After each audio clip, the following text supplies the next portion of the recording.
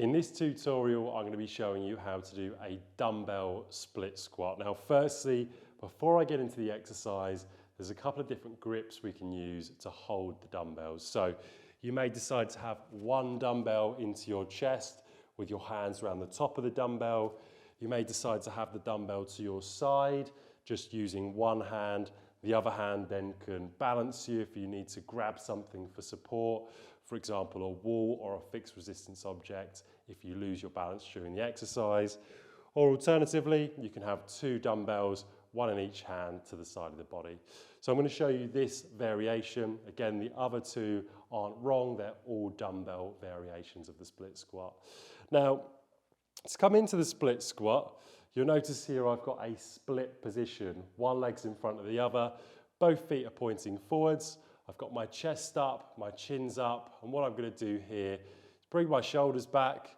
I'm now ready to come down through my back knee. So the back knee comes down, nice and slowly, hover off the floor but don't touch, and I'm going to straighten that back leg. So it's the back leg bending.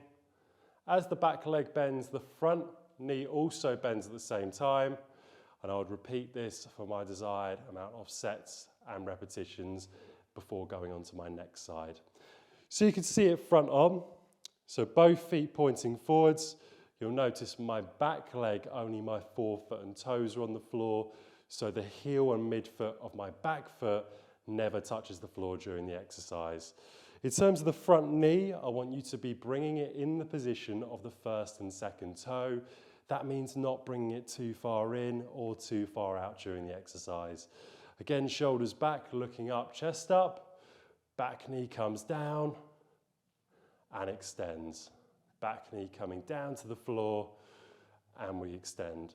You'd repeat that for the desired amount of sets and repetitions you've chosen, and that's how to do a dumbbell split squat.